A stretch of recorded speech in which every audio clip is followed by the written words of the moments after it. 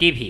এইমাত্র পাওয়া সংবাদে আমাদের রাজশাহী সংবাদদাতা জানিয়েছেন, তরশু সকাল 36টার দিকে মিস্টার আলতাফ হোসেনের একটি প্রবীণ গরু ইন্তেকাল করেছে।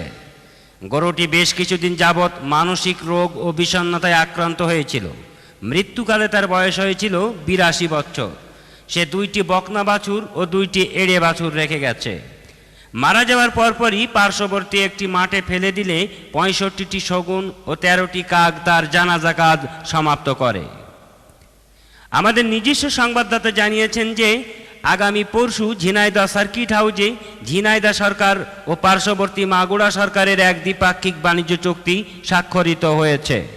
এই চুক্তি অনুসারে ঝিনাইদহ সরকার মাগুরা সরকারকেই 3420 টন পেঁয়াজের খোসা দেবে বলে জানিয়েছেন। তার পরিবর্তে মাগুরা সরকার বন্ধুদেশ ঝিনাইদহকে 2555 টন বিভিন্ন ধরনের ছাই এবং 400টি বিভিন্ন ধরনের উন্নত জাতের শয়তানের ডিম দেবে বলে জানা যায়।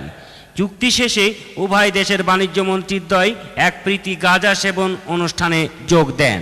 আমাদের ভ্রাম্যমাণ প্রতিনিধি পাতলা খান বগুড়া থেকে জানিয়েছেন, গতকাল সকালের দিকে শহরের বাদুরতলা এলাকার হাবিজাবি স্টোরের পাম অয়েল তেলের টিনের ভিতর পড়ে আনুমানিক 115 বছরের বয়সের একটি ইঁদুরের বাচ্চা ইন্তেকাল করেছে। ইঁদুরটি ইন্তেকালের পরপরই ইঁদুর কল্যাণ সমিতির সভাপতি মিস্টার কুটকুট এক বিজ্ঞপ্তিতে বলেন, তার মৃত্যুতে সারা ইঁদুর জাতি একজন মহান নেতাকে হারালো। মৃত ইঁদুরের প্রতি শ্রদ্ধা দেখানোর জন্য আজ রাত 12টা থেকে ভোর 6টা পর্যন্ত সমস্ত দোকানপাট বন্ধ রাখার হুমকি দেওয়া হয়েছে। খেলার খবর। ফুটবল। আজ সন্ধ্যা 7টায় বাঁশপাতিলা বলাবাড়িয়া স্টেডিয়ামে কোটচাঁদপুর ও চৌগাছার মধ্যে এক প্রীতি ফুটবল খেলার আয়োজন করা হয়। এই খেলায় উভয় পক্ষ তাদের এলাকার নাম করা অন্ধ অচল ন্যাংরা খোড়াদের সমন্বয়ে খেলা শুরু করে।